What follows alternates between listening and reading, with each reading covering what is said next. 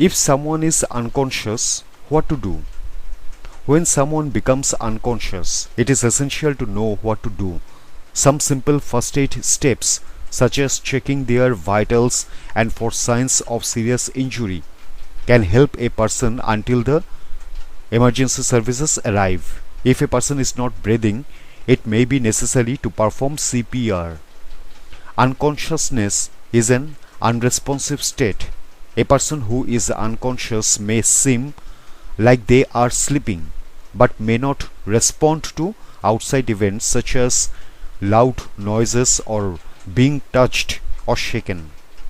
Fainting is a type of unconsciousness that comes on suddenly and may only last a few seconds.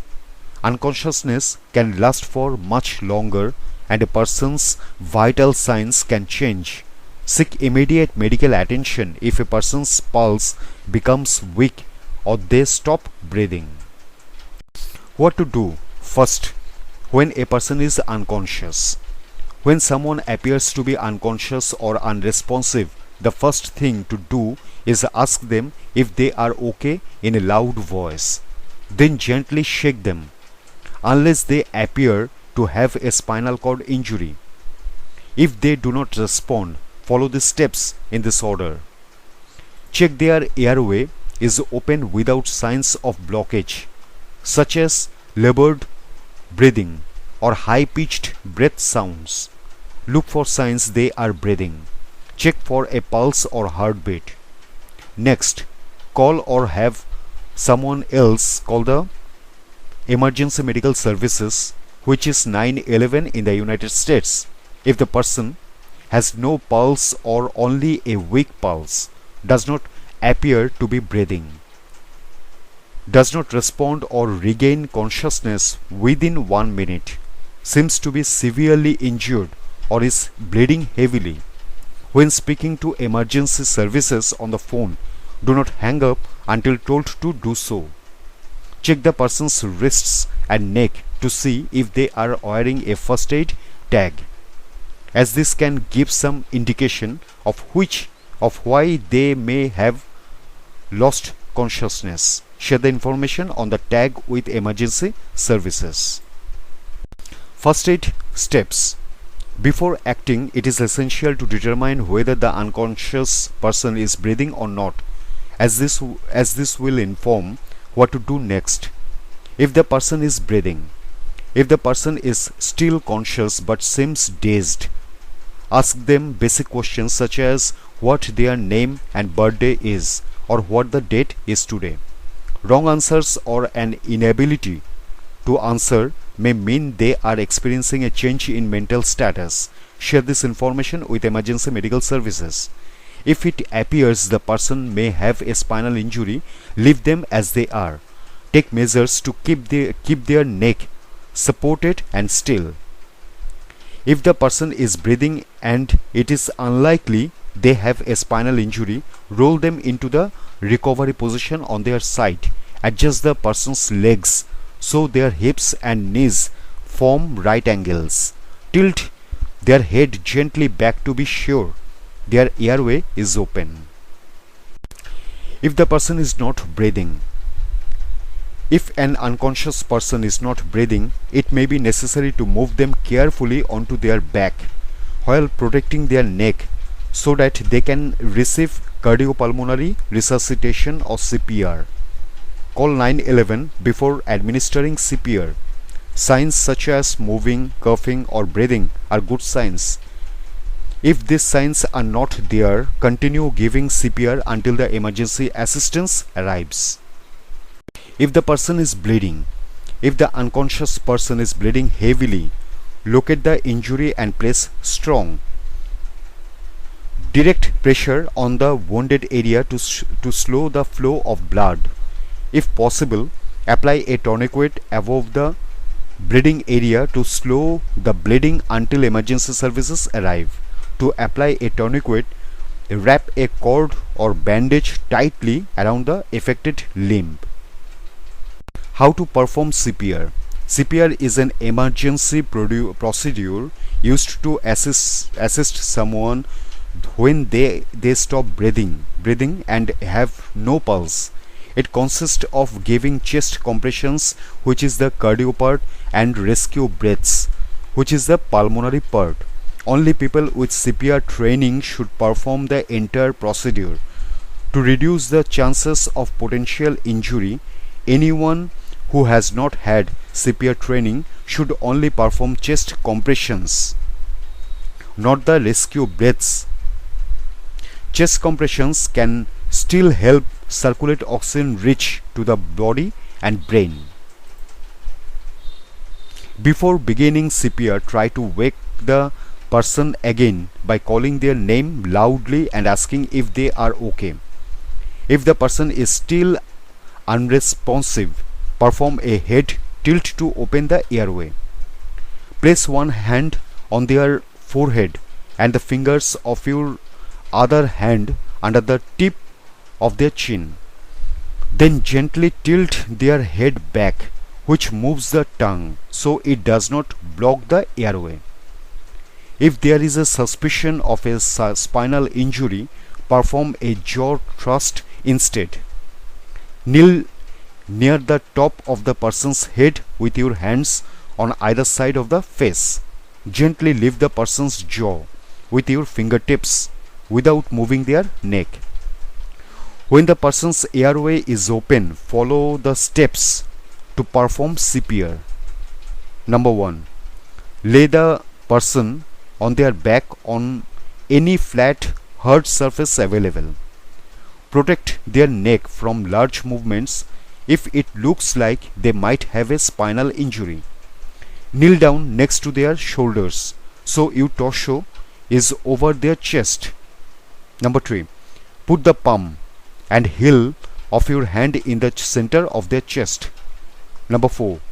Place your other hand directly on top of the first hand and interlock your fingers. Number 5. Keep your elbows straight. Kneel up to bring your shoulders up over your hands for more strength in your upper body. Number 6. Using the weight and force from your upper body, push straight down on their chest, compressing the chest at least 2 to 2.4 inches for adults. Then release the pressure. This is one compression. Number 7. Do sets of 30 compressions at the rate of 100 to 120 times per minute, which is about twice every second. Only people with CPR training should follow the next steps. Number 8. Tilt the person's head back and lift their chin to maintain an open airway. Number 9. Pinch their nose and cover their open mouth with your open mouth, making an airtight seal. Number 10. Blow until you see their chest rise. This is one breath. Perform 2 breaths, letting the lungs relax and exhale in between breaths. Continue with the pattern of 30 compressions and 2 breaths until the emergency services arrive. What not to do? There are also some things to avoid when administering first aid. Do not put a cushion under an unconscious person's head, as it may disrupt their breathing. Do not try to get them to sit up. Do not splash an unconscious person with water or slap them. Do not try to get them to drink water or other liquids. If there is something visible at the back of the person's throat or high in the throat that is blocking the airway, try to remove it by using one finger to sweep the mouth. Do not do a finger sweep or try to grab at anything lodged in the person's throat if it is not visible. This may cause it to become lodged deeper. If they are not breathing and they have an object lodged in the throat, continue performing chest compressions and checking to see if the object has dislodged. Do not leave an unconscious person unattended. What are the signs of unconsciousness? Some signs may suggest that a person is about to become unconscious, including suddenly becoming unresponsive, a blank or confused look on their face, lightheadedness, dizziness or trouble standing, slurred or mumbled speech, a rapid heartbeat.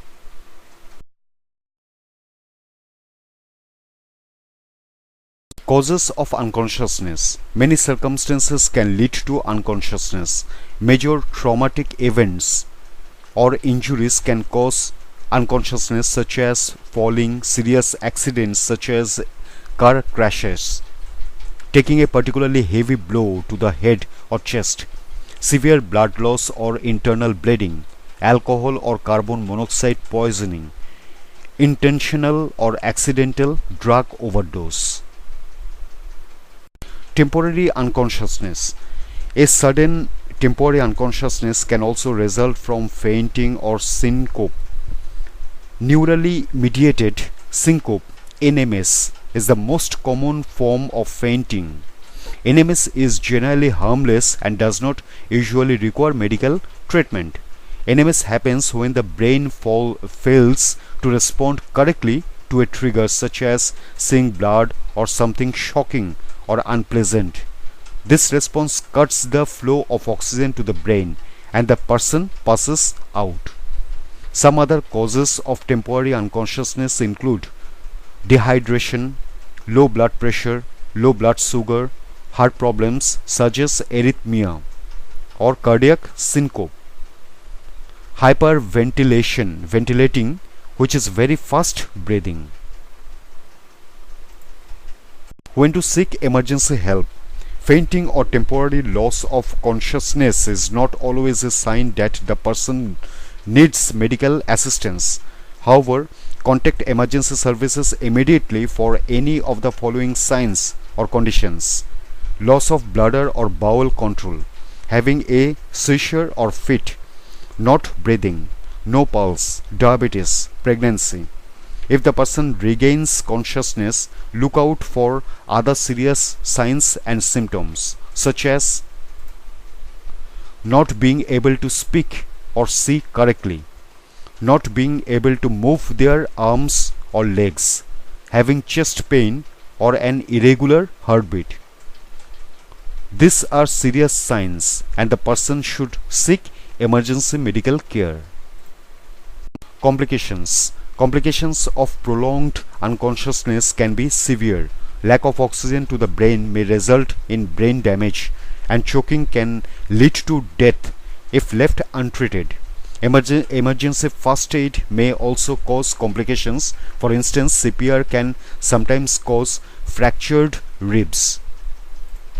Administering first aid for an unconsciousness person is a good immediate step to help them, but it is crucial that they get the medical attention they need.